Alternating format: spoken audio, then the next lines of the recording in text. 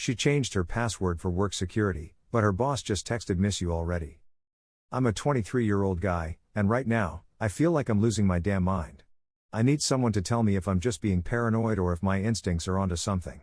I've been with my fiancée, who I'll call Chloe, also 23, since we were seniors in high school. That's 5 years together. We've lived together for 2 of those years, and I proposed 6 months ago.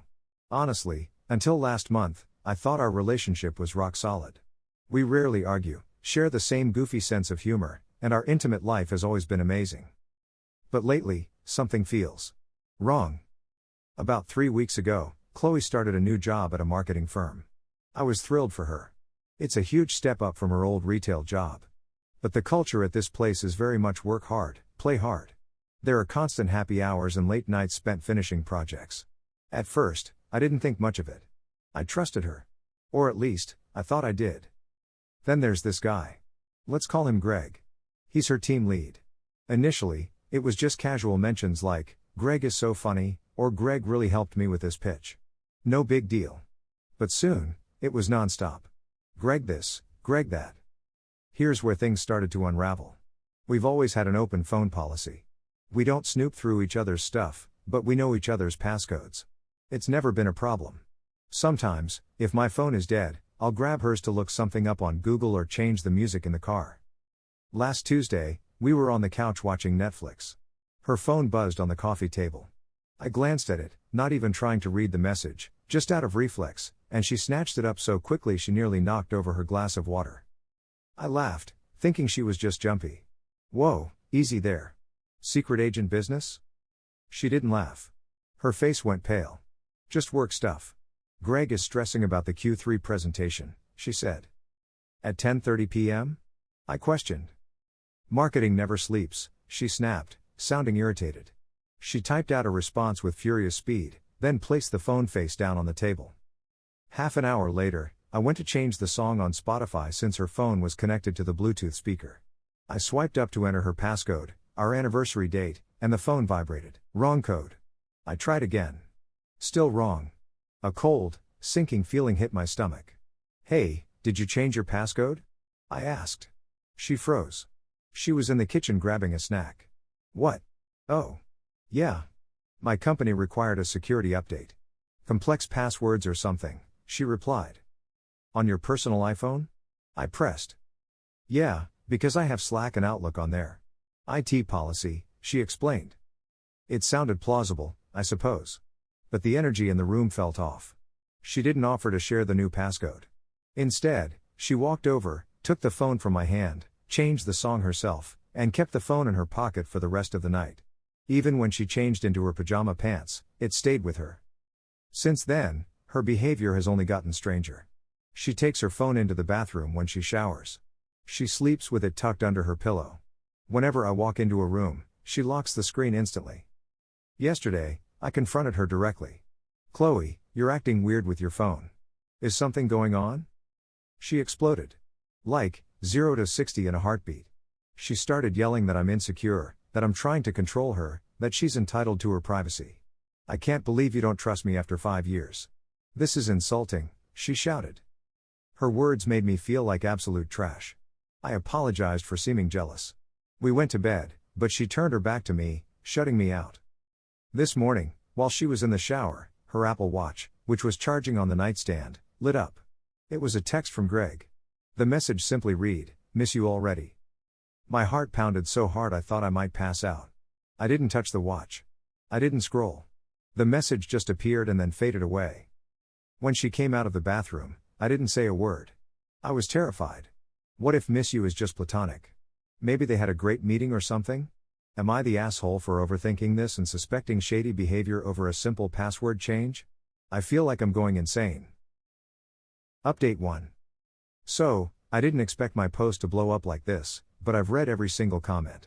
The overwhelming consensus is that I'm not crazy, and that "miss you already" isn't something a boss texts a subordinate at 7 a.m. unless there's something inappropriate going on. I tried to play it cool for a few days, as many of you suggested. I knew I needed more than a fleeting message on a watch screen before I appended my entire life. Tuesday and Wednesday were pure torture. I watched her every move like a hawk. Every time she smiled at her phone screen, I felt sick to my stomach. She came home late both nights, claiming late meetings. On Tuesday, she went straight to the shower without even kissing me hello. She said she felt gross from the subway.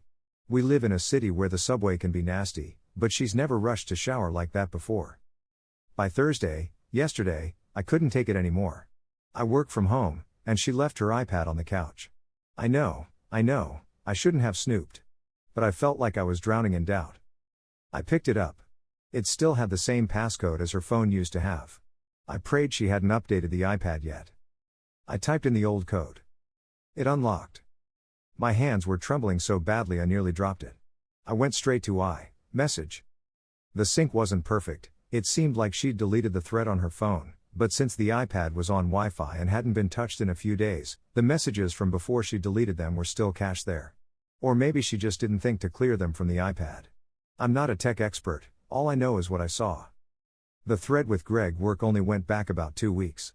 But it was more than enough. Greg, that dress today was dangerous. Chloe, you like? I wore it for you. Greg, you know I do. Hard to concentrate during the stand-up. Chloe, good. Then, from last Friday, when she told me she was out for drinks with the girls. Greg, are you leaving soon? Chloe, just waiting for Op to fall asleep so I don't have to answer questions. I'll tell him I'm going to Sarah's early for brunch tomorrow. Greg, just come over now. I need you. Chloe, on my way. I sat there on the couch, staring at the screen until the words blurred together. I took photos of the messages with my phone. I double-checked them. I triple-checked them. This wasn't just harmless flirting. She left our bed, while I was asleep, to go to his place. I remember that night vividly. I woke up at 2 a.m., and she wasn't there. When I called her, she texted back immediately, saying she was at 7-Eleven getting ibuprofen for cramps. She returned 20 minutes later. I believed her, I damn well believed her. My chest felt like it was caving in. I packed a bag, grabbed my essentials, and decided I couldn't be there when she got home. I left the iPad open on the coffee table, right on that specific conversation. I drove to my brother's place. I've been here since last night. I haven't answered her calls. She's called me 47 times. 47. She sent a text, "Baby, please answer. It's not what it looks like. I can explain. Please just come home." I'm sitting here, drinking my brother's whiskey, staring at the wall. I don't know what to do. I feel completely numb.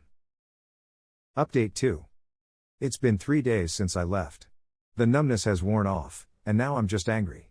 Pure, white-hot rage courses through me. Yesterday morning, she showed up at my brother's house, pounding on the door and screaming my name.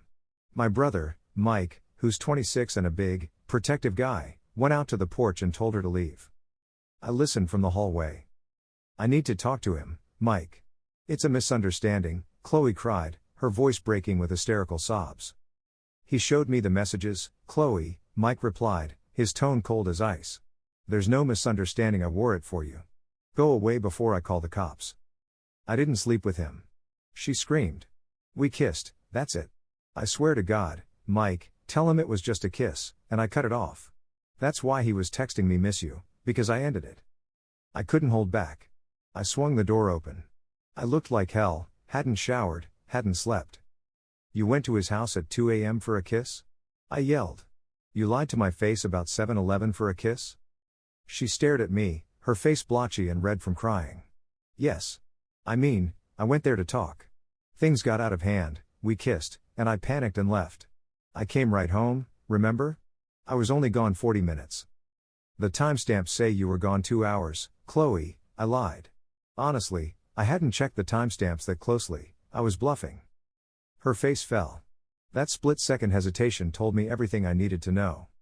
"It was. Okay, we made out," she stammered. "But we didn't have sex. I couldn't do that to you. I love you. He's my boss, he manipulated me." "Did he manipulate you into changing your password? Did he manipulate you into calling me insecure?" I shot back. "I was scared." She shrieked. "I knew how it would look. I wanted to fix it on my own without hurting you." I let out a dark, bitter laugh. "You wanted to fix it? Or you wanted to keep screwing him without getting caught?" "I am not screwing him," she insisted. "Get off the property, Chloe," I said. "We're done. We are getting married in 4 months," she cried. "No," I said firmly. We aren't. I slammed the door shut. I slid down against it and cried like a child. My brother sat on the floor beside me, patting my back as I hyperventilated. Later that night, I got a DM on Instagram from a woman I didn't know. Her name was Jessica. Message: Hi. You don't know me, but I'm Greg's wife. I saw your fiancé tagging him in work photos, and I did some digging. I found your profile. I think we need to compare notes. My stomach dropped. Greg is married. Of course, he's damn well married. I called Jessica immediately. We talked for an hour. It turns out Greg isn't just a team lead. He's a serial cheater. And Chloe? She's not some innocent victim of his manipulation. Jessica has access to Greg's cloud storage. She sent me screenshots. Not from iMessage, but from Snapchat. There are videos. I didn't watch them. I couldn't bring myself to. But the thumbnails were enough. They were in a hotel room. The timestamp? 2 months ago. 2 months. She started this job just 3 months ago. She told me she was at a training seminar overnight. She was with him. She lied to my face yesterday. It was just a kiss. It started 2 weeks ago. I tried to stop it. Bullshit. Every word of it. I texted Chloe one final message. Greg's wife says hello. She sent me the hotel videos from May. Don't ever contact me again. She hasn't replied. Update 3. This week has felt like the longest year of my life. After I sent the text about the hotel videos, Chloe went radio silent for about 12 hours. Then, the storm hit. She didn't text me. She texted my mom. She sent my mom a long, rambling message claiming I'm mentally unstable and abusive, that I've been tracking her location and hacking her devices, and that she's afraid for her safety. She tried to spin the narrative that I'm a controlling psycho, and she sought comfort in a friend because I was so overbearing. My mom called me, panicked. "Op, what is going on? Chloe says you threatened her?" I was so exhausted I could barely speak. "Mom, she's cheating on me. With her boss. For months. I have proof. She's lying to cover her tracks." "She said you hit her," my mom whispered. That broke me. I have never, ever laid a hand on anyone. The fact that she would weaponize such a lie. It destroyed whatever tiny shred of love I had left for her. "Mom," I said, my voice trembling, "come to Mike's house. I'll show you everything." My parents came over. I showed them the texts. I showed them the screenshots from Jessica, Greg's wife. I showed them the timestamps. My mom cried. My dad looked like he wanted to hurt someone. But, thank God, they believed me. Yesterday, we went to the apartment to get the rest of my stuff. I brought my dad and Mike with me because I didn't want to be alone with her and risk her accusing me of something else. The apartment was a mess. Boxes were everywhere. Chloe was there, sitting on the floor, looking like a ghost. When she saw my dad, she froze. She thought I was coming alone. "Op, please," she started. "Don't," I cut her off. "I'm just here for my clothes and my computer." "I'm pregnant," she blurted out. The room went dead silent. You could hear a pin drop. I stared at her. "What?" "I took a test this morning," she sobbed. "I'm pregnant. It's yours. We can't end this, we're having a family." My dad stepped in front of me. "If you are pregnant, Chloe, we will request a paternity test the second that child is born. Until then, my son has nothing to say to you." "It's his." She shrieked, standing up. "I only slept with Greg a few times. We used protection." "You just admitted you slept with him," Mike pointed out. "You told Op it was just a kiss." She realized she'd trapped herself. She looked wild, desperate. "It doesn't matter. I love Op. This is a mistake. Greg meant nothing." "Greg meant enough for you to lie about abuse to my mother," I said quietly. She flinched. I was panicked. "I didn't mean it." "We're done, Chloe. If you're pregnant, have your lawyer contact me for the paternity test. Otherwise, stay away from me." We packed my stuff in silence while she cried on the floor. It was the most pathetic, heartbreaking scene I've ever witnessed. I walked out of that apartment and left my key on the counter. I blocked her on everything. I blocked her friends. I told our landlord I'm moving out and breaking the lease. Luckily, my name was the primary one on the lease, so I could force the issue. She can't afford the place on her own. I'm currently sleeping on an air mattress in Mike's office. I feel like a hollow shell of a person. Update 4. It's been 2 weeks. A small update on the pregnancy. It was a lie. I got a text from her sister, Emily. Emily and I have always been on good terms. Emily, hey op. I know you hate her right now, and you should. But I thought you should know she got her period yesterday. She isn't pregnant. She admitted she lied to try and make you stay. I'm sorry. Our family is disgusted with her. Mom kicked her out. I didn't reply. I just deleted the text. It was a massive weight off my shoulders, but also, damn. She was really willing to trap me with a fake pregnancy? Who is this person? I spent 5 years with her. Did I ever truly know her? Greg got fired, by the way. Jessica, his wife, went scorched earth. She forwarded all the evidence to the HR department at their company. Since Greg was a superior and Chloe was a subordinate, and there was video evidence of them in company-paid hotel rooms during work trips. Yeah. Immediate termination for gross misconduct. Chloe got fired too. So now she's single, jobless, homeless, since she couldn't pay the rent on our place and her parents won't take her in, and branded a cheater. I should feel happy, right? I should feel vindicated. Karma hit her swift and hard. But I just feel sad. I miss the girl I thought she was. I keep waking up reaching for her. I went to therapy for the first time yesterday. The therapist told me I'm grieving a death, the death of the relationship and the death of the image I had of her. I'm 23, but I feel like I'm 50. Update 5, final update. It's been 3 months since D-Day. I'm doing okay. Not great, but okay. I got my own apartment last week. It's small, and it smells like fresh paint, but it's mine. There are no memories of her here. I haven't spoken to Chloe. Not a single word. I did hear through the grapevine, mutual friends I haven't cut off, that she's living with Greg. Yeah, the guy who got her fired. The guy whose wife divorced him and took him to the cleaners. Apparently, they're trying to make a go of it now that they've blown up both their lives. It's almost funny, two miserable people clinging to the wreckage they created. Last night, while unpacking boxes in my new place, I found a shoebox I hadn't opened in years. It was filled with letters we wrote to each other in high school, movie stubs, and prom photos. I sat on the floor and looked at a picture of us at graduation. We looked so happy. I took the box out to the dumpster behind my building. I stood there for a long time, holding it. Part of me wanted to keep it, to hold on to the good times. But then I remembered the look on her face when she accused me of hitting her. I remembered the miss you text. I remembered the lies. I threw the box in. I went back upstairs, ordered a pizza, and played video games with my brother online until 3 a.m. I'm not fully healed.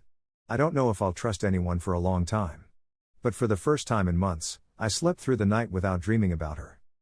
Thanks for listening, Reddit. You guys saved me from marrying a stranger. I'm gonna go live my life now. Hi there, if you made it so far. Consider dropping a like and maybe subscribing. Thanks. And have a nice one.